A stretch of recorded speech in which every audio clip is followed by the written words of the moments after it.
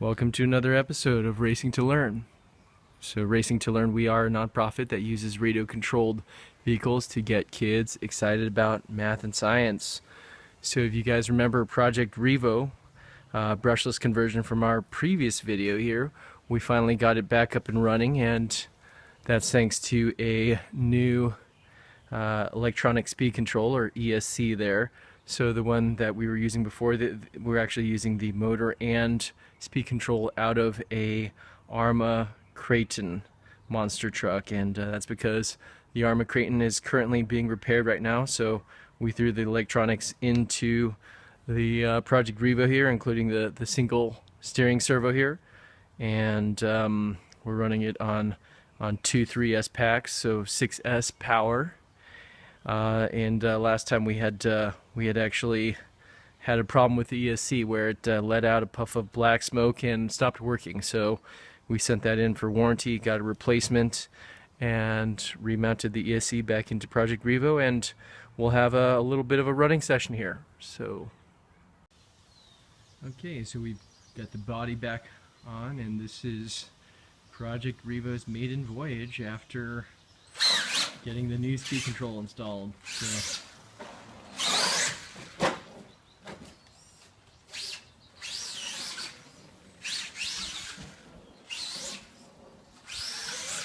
taking it a little easy at first just to get reacquainted.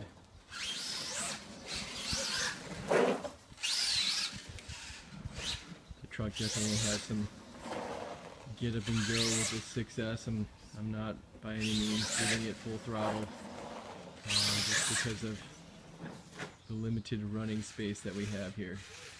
And currently I'm still using, you can hear that I can't go into reverse because I haven't done the single speed and reverse lockout conversion on this yet. This used to be a nitro car, so let me go and get it out of the plant and vegetation there.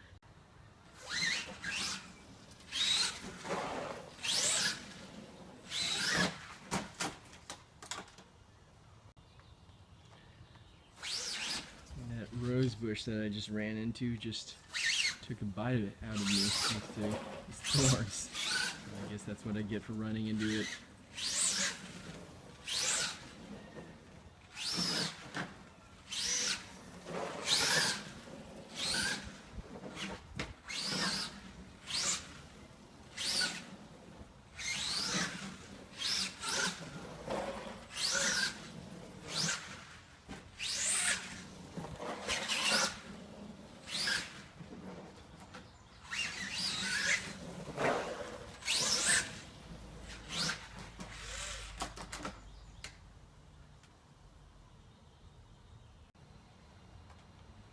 And not having a reverse on this car is a bit of a pain. Every time the car gets stuck, I have to go and retrieve it. So we'll hopefully get that problem squared away with the forward-only conversion kit. Would actually, it locks out that one-way bearing that prevents me from going into reverse right now, because this used to be a nitro car, as I mentioned before.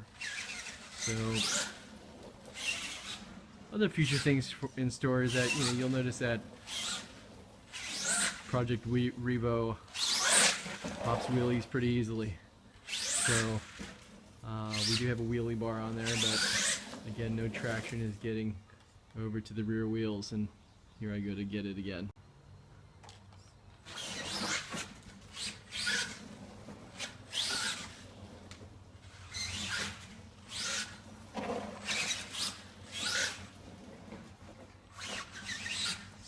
To address that wheeling, that's pretty common here with Project Revo.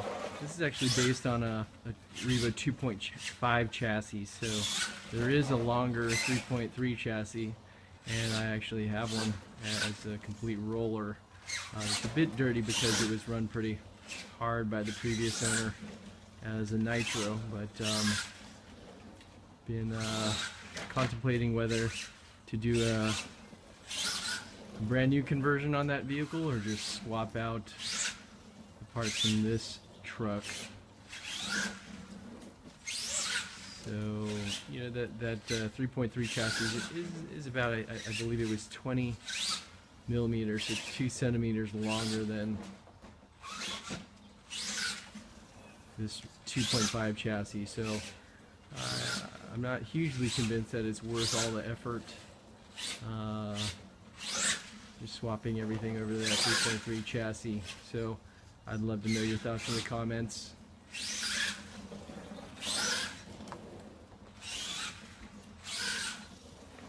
And until then, we'll run it as is here. I'm just glad to get Revo back and up and running. It is not terribly exciting bashing here in the backyard because of the sheer size of an 8th scale monster truck. It's hard to go all out in such little room. This area is a lot better suited to 10th scale.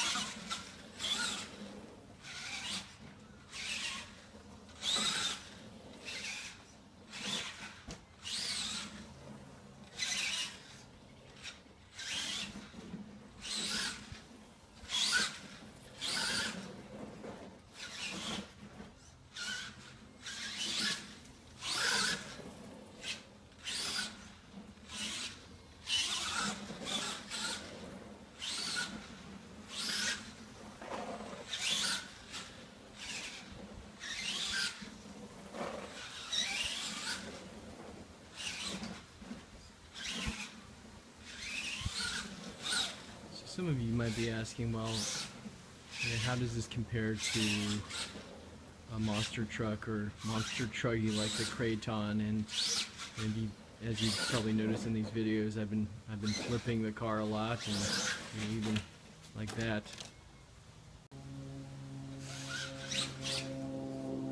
And so this car flips pretty easily. I mean, even under tight turning, tight braking, it will flip because it has such a high center of gravity. So something like the Kraton, which has a much lower, truggy, buggy-based chassis, handles a lot better, but it's different. Right? This is a monster truck versus a truggy, right? So truggy being a cross between a truck and a buggy. So they are different. Just kind of depends on your driving preference. Definitely for speed, you'll want to go with a lower center of gravity chassis, like a truggy or buggy base, like the Kraton.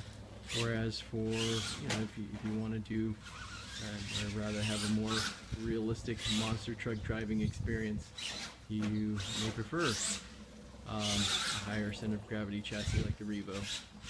So.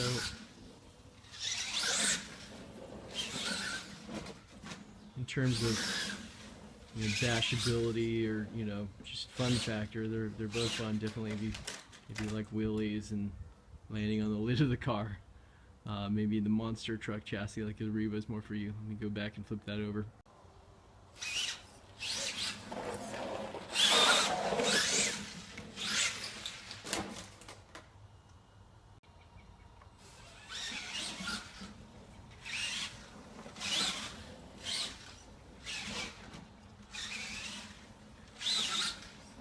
In terms of skill level required for an 8th scale monster truck like this, Revo, E-Max, T-Max, E-Revo, Kraton, Thunder Tiger MT4, G3. This is definitely for older kids,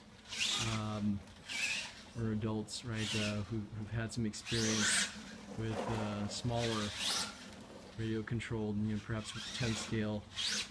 The A scale, even though it doesn't sound much bigger, is substantially larger than the 10 scale vehicles, and therefore have a lot more mass and can do a lot more damage. They also float a lot faster. So, as common sense dictates, you've got a larger projectile going faster, that's going to do more damage. If you hit an object like I just hit that potted tree or potted plant, or a person, right? So definitely a lot more mass, and it's evident in the power system. Right? Basically, I'm using twice the battery capacity, a 6S in this case. I'm using two 3 cells, so it's basically twice what a 10 scale, or even 3 times what a 10 scale vehicle would take in terms of power. So that is definitely a consideration. I definitely would not recommend a vehicle like this for somebody just getting into the sport.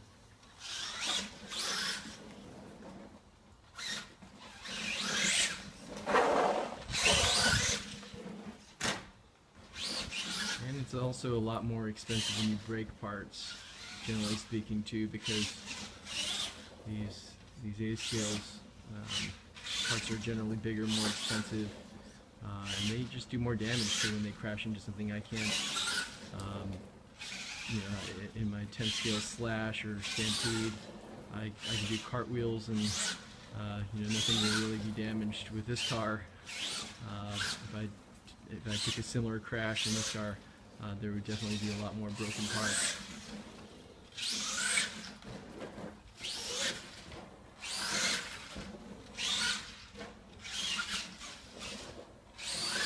But it's a lot of fun.